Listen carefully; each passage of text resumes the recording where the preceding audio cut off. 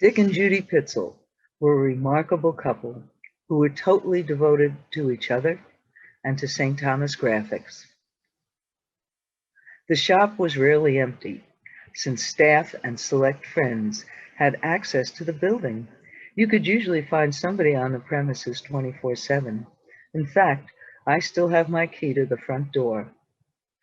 Sometime around 1980, Graphics moved from the building that is now Zora's to the shop across from the fish market by Lionel Roberts Stadium.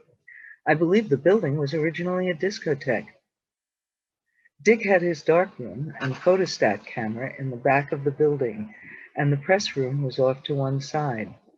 The only windows were in the front, so that room was always quite bright.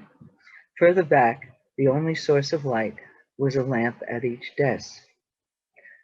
The interior of St. Thomas Graphics was perpetually dark, and clients were rarely invited into the working part of the building.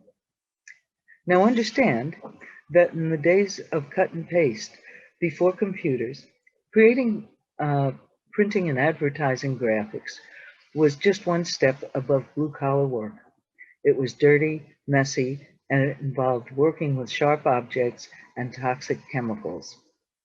At that time, most design studios had some kind of a darkroom, since many tasks required working in a dim light. You might be using photographic paper or working at a light table. Even after computers came into use, the earliest monitors were easy to read in a low light level. It was dark inside St. Thomas Graphics. Everyone, owners and staff and many customers, were heavy smokers, and the air was thick with the scent of tobacco. The shop was also gossip central. If you wanted to know the real story about what was happening on almost any island subject, Judy Pitzel usually had the details. St. Thomas Graphics excelled at producing program booklets. The Chamber of Commerce worked with them.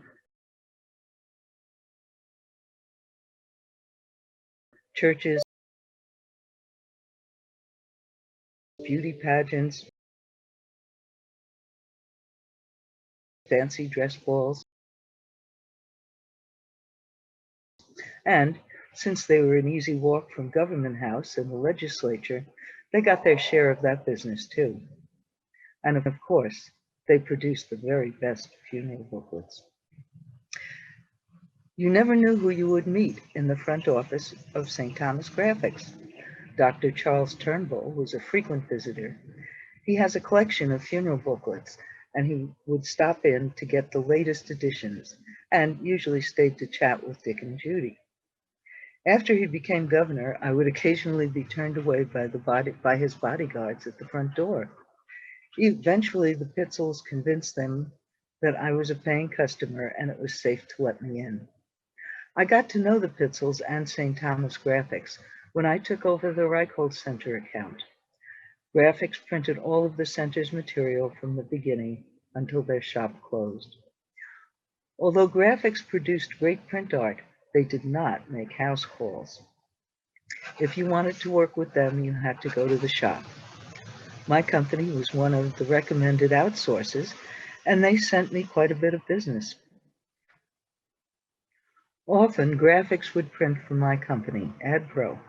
At this year's annual meeting, I was delighted when Rob Upson showed off the flipper map that I designed for a short-lived boat rental company in Red Hook.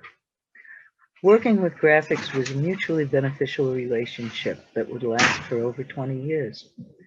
The Caribbean Genealogy Library's St. Thomas Graphics collection is an impressive overview of late 20th century St. Thomas.